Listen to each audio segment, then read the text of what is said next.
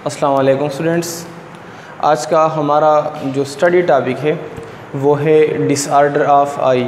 Last time हमने start किया था अबाउट द स्ट्रक्चर ऑफ आई कि आई का स्ट्रक्चर क्या है, उसके कौन कौन से लेयर्स थे। तो लिटिल बिट हमारा थोड़ा बहुत रहता है लास्ट टॉपिक का, यानी ये तो हम सबको पता है कि हमारे पास रेटिना में, यानी जो हमारे पास इनर ईयर ऑफ आई है जिसको हमने नाम दिया था रेटिना, वहाँ पे टू टाइप के फोटोसेंसिटिव सेल्स होते हैं। The retina consist of two type of photosensitive cells. एक को हमने नाम दिया था रॉड सेल्स यानी रॉड्स, दूसरे को हमने नाम दिया था कोन्स का नाम दिया था। और हमने ये भी डिस्कस किया था कि जो रॉड्स होते हैं या जो रॉड सेल्स होते हैं ये हमारे पास डिम लाइट में काम करते हैं। डिम लाइट का मतलब ये है कि ये नाइट टाइम के वक़्त क्या होते हैं, एक्टिव होते हैं, काम करते हैं।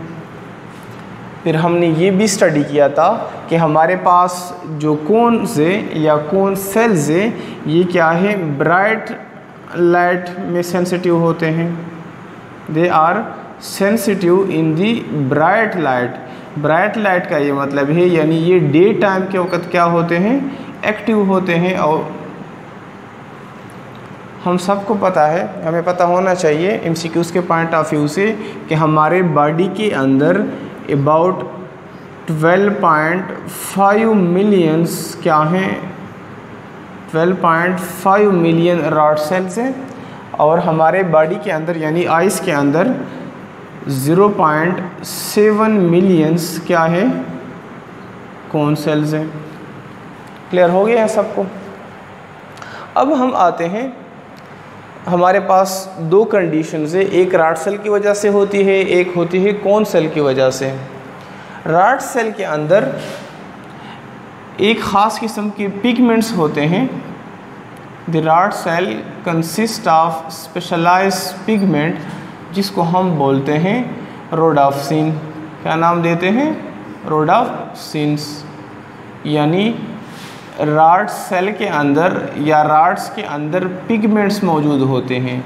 पिगमेंट्स बोलते हैं एग्रीगेशन ऑफ कलर्स को बोलते हैं। और उस पिगमेंट को हमने क्या नाम दिया, रोडोप्सिन का नाम दिया। रोडोप्सिन एक्चुअली क्या है, ये प्रोटीन होते हैं। क्या होते हैं, प्रोटीन होते हैं। अब रात के टाइम जब रोडोप्सिन पे लाइट पड़ती है, रात के टाइम जब रोडोप्सिन पे हमारे पास लाइट पड़ती है तो ये रोडोप्सिन यानी रोडोप्सिन की ब्रेकडाउन होके रोडोप्सिन टुकड़ों में तकसीम हो जाता है। ब्रेकडाउन हो गई और उसी ब्रेकडाउन की वजह से नर्वो इम्पल्स जनरेट होता है। नर्वो इम्पल्स जनरेट होता है। दोबारा से मैं बता रहा हूँ कि रॉड्स सेल्स में एक ख़ास किस्म के पिगमेंट्स है जिनको हम बोलते हैं रोडोप्सिन का नाम देते हैं। रोडोप्सिन वैसे काम नहीं करते, जब उस पर रोशनी पड़ जाती है तो ये क्या होते हैं, उनकी ब्रेकडाउन स्टार्ट हो जाती है टुकड़ों में, जिसकी वजह से नर्व इम्पल्स यानी नर्व इम्पल्स हमारे जो फोर ब्रेन है वहाँ पे मैसेज चला जाता है और जिसकी वजह से हम क्या कर लेते हैं, यानी डिम लाइट में हम देखते हैं। अब जब लाइट नहीं होती, in the absence of light, जो ब्रेक हो गया, जो रोडोप्सिन ब्रेकडाउन जिनकी हो गई, ये दोबारा से कन्वर्ट हो जाता है रोडोप्सिन में, दोबारा से कन्वर्ट हो जाता है रोडोप्सिन में।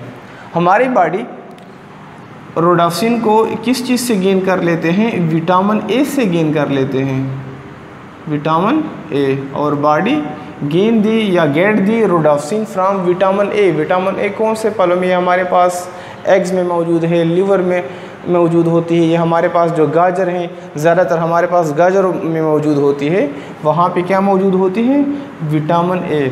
अब कोई ऐसा बंदा है जिसके बॉडी के अंदर विटामिन ए की डिफिशियंसी है, विटामिन ए की कमी है, तो उसको यानी उसका जो नाइट विजन होगा वो पुअर होगा। He will have poor night vision, poor night vision यानी उसको रात के वक़्त सही दिखाई नहीं देगा, और इस कंडीशन को हम नाम देते हैं नाइट ब्लाइंडनेस। क्या नाम देते हैं? Night blindness. तो ये हमारे पास कंडीशंस है, हमारे पास है किसकी वजह से? रॉड सेल्स की वजह से, रोडोप्सिन की वजह से। अगला हमारे पास है जो कंडीशन है वो कौन सेल की वजह से होती है? जिसी तरह रॉड सेल के अंदर पिगमेंट मौजूद है जिसको हमने नाम दिया रोडोप्सिन, इसी तरह हमारे पास जो कोन्स हैं उनके अंदर भी पिगमेंट्स मौजूद होते हैं, और इन पिगमेंट्स को हम नाम देते हैं आयोडोप्सिन। वहाँ पे रोडोप्सिन था, यहाँ पे आयोडोप्सिन है। क्या है? आयोडोप्सिन है। अब इन आयोडोप्सिन के 3 डिफरेंट टाइप है। आयोडोप्सिन के 3 डिफरेंट टाइप्स है, और हर एक टाइप के अंदर स्पेसिफिक कलर को, स्पेसिफिक एक ख़ास रंग को डिटेक्ट करना। यानी कोन्स के अंदर पिगमेंट होते हैं जिसको हमने नाम दिया आयोडोप्सिन। आयोडोप्सिन भी प्रोटीन है। फिर आयोडोप्सिन की 3 टाइप्स है, हर एक टाइप का अलग अलग रंग को मालूम करना, अलग अलग रंग को मालूम करना, यानी 3 डिफरेंट टाइप से। तो एक आयोडोप्सिन मालूम करता है रेड कलर को, डिटेक्ट कर लेता है, एक डिटेक्ट करता है ब्लू कलर को,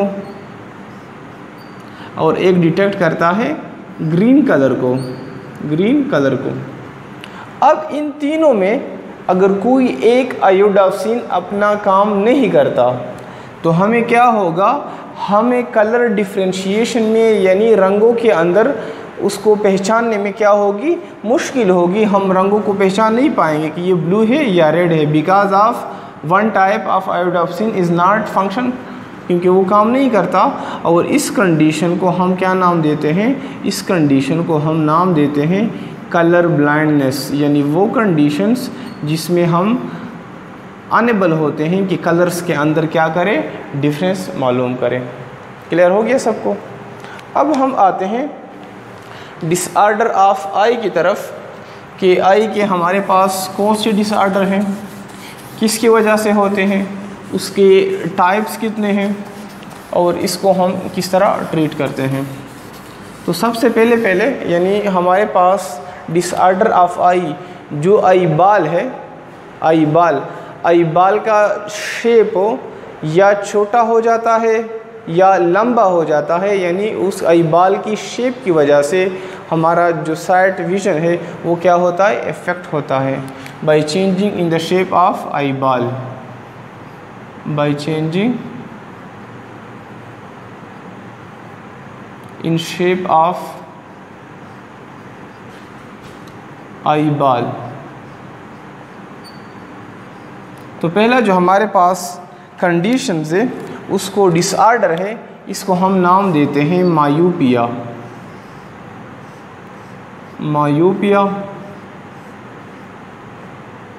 इसको हम दूसरा नाम देते हैं शॉर्ट साइटेडनेस या short site.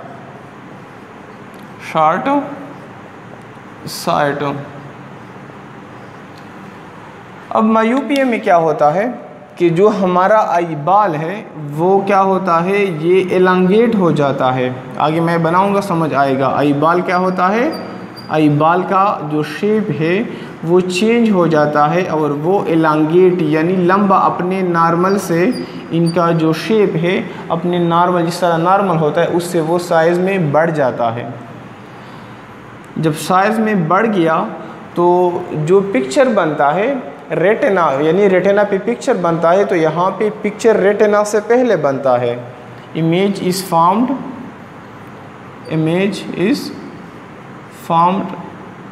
In front of retina,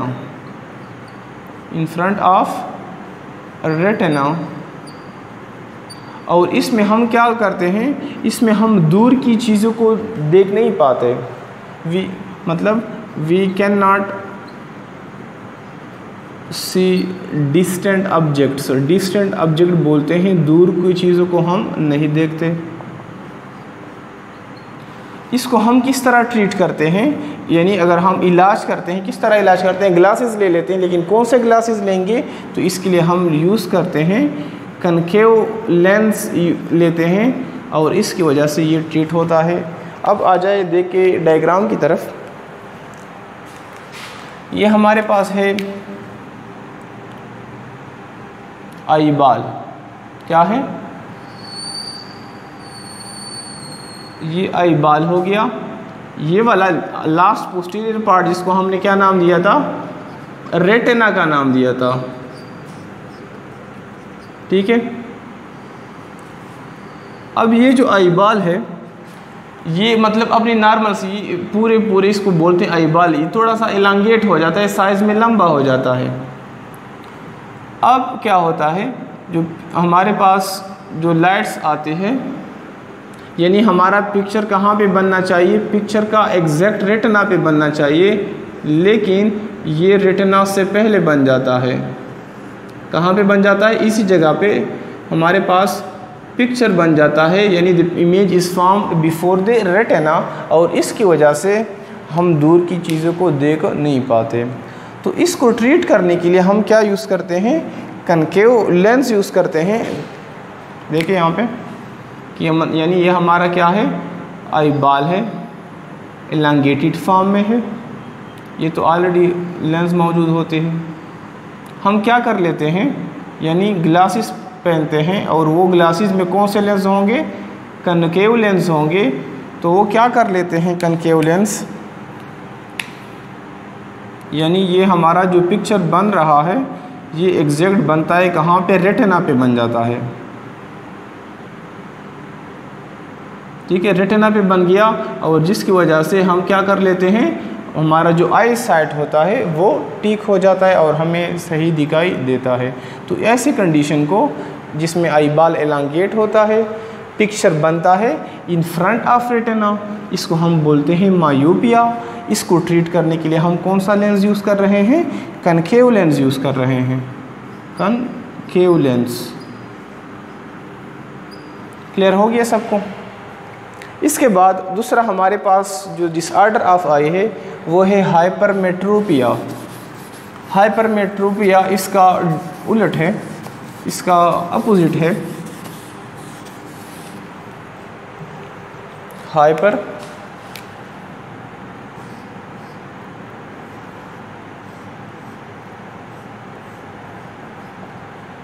मेट्रोपिया, जिसको हम बोलते हैं लॉन्ग साइटेडनेस या लॉन्ग साइड बोलते हैं।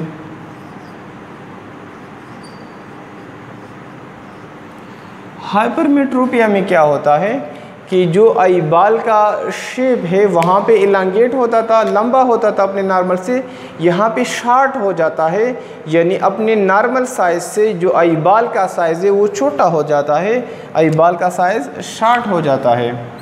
द साइज़ ऑफ आई बाल is short, size of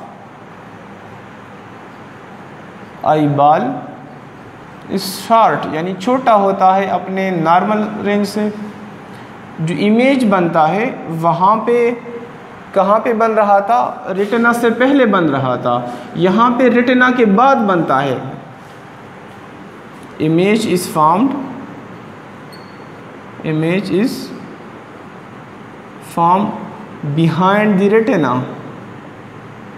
behind the retina, retina के बाद बनता है। इसमें क्या होता है कि हम नज़दीक की चीज़ों को देख नहीं पाते, नज़दीक की चीज़ों को देख नहीं पाते, we can not see near objects, यानी देखते तो हैं लेकिन क्लियर हमें दिखाई नहीं देता। और इसको ट्रीट करने के लिए, यानी इसका जो हमारे पास ट्रीटमेंट है, इसके लिए हम यूज़ करते हैं कन्वेक्स लेंस। क्या यूज़ करते हैं, कन्वेक्स लेंस। अब डायग्राम की तरफ आ जाए जहाँ से आप लोगों को मज़ीद क्लियर हो जाएगा।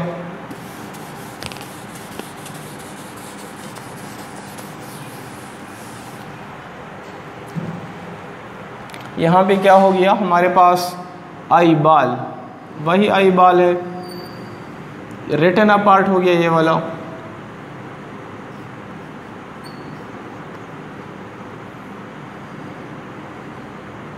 तो जो हमारे पास लाइट आती है यानी इमेज हमारे पास कहाँ पे बनता है, इमेज हमारे पास बिहाइंड दी रेटिना बनता है, यानी रेटिना के बाद बनता है, जिसकी वजह से हमें नज़दीक की चीज़ें दिखाई नहीं देते। अब इसको ट्रीट करने के लिए हम क्या कर देते हैं, इसको ट्रीट करने के लिए हम यूज़ करते हैं कन्वेक्स लेंस। यानी ये क्या है, हमारे पास आई बाल है, हम क्या रख देते हैं, यानी ऐसे ग्लासेस पेन देते हैं जिसमें क्या होते हैं, कन्वेक्स लेंसेज उसमें होते हैं, जो कि हमें डॉक्टर रिकमेंड करते हैं। ये मैंने क्या रख दिया, कन्वेक्स लेंस रख दिया, कन्वेक्स लेंस है। और अब जो इमेज बनेगा वो बनेगा रेटिना पे बनेगा।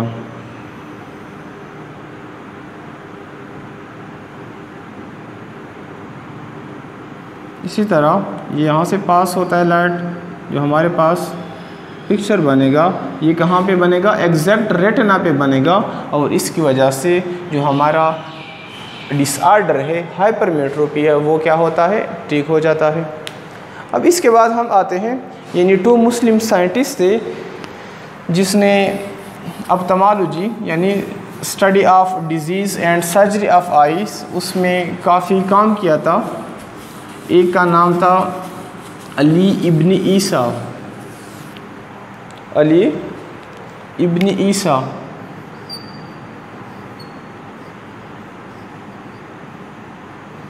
अली इब्न ईसा ये क्या था, एक मुस्लिम साइंटिस्ट था, अरब साइंटिस्ट था, जिसने ऑप्थेल्मोलॉजी पे काम किया था, यानी study of disease and surgery of eye, study of disease and surgery of eye. इसने 130 डिफरेंट डिजीज़ को क्या किया था, मालूम किया था, और उसने उसके साथ साथ 143 यानी डिफरेंट ड्रग्स को क्या किया था, आइडेंटिफाइड किया था। तो ये एक मुस्लिम साइंटिस्ट है जिसका आई में ऑप्थेल्मोलॉजी में इसका क्या है, काफ़ी अहम रोल था, काफ़ी अहम कंट्रीब्यूशन था। सेकंड नंबर पे हमारे पास है इब्नुल हैतम। क्या है, इब्नुल हैतम।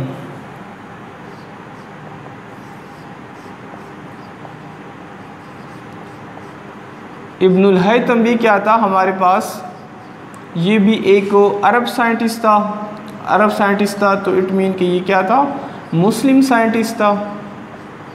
इसका भी आई के यानी आई के स्ट्रक्चर में, आई स्ट्रक्चर,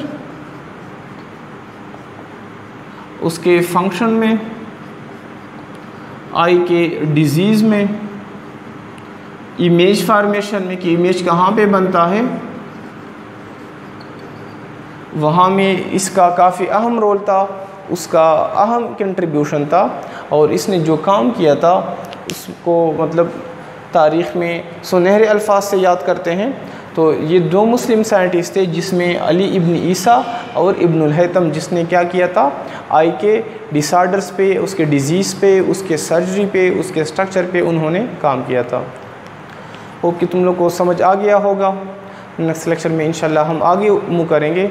तब तक के लिए अपना बहुत सारा ख्याल रखिए। अल्लाह हाफ़िज़।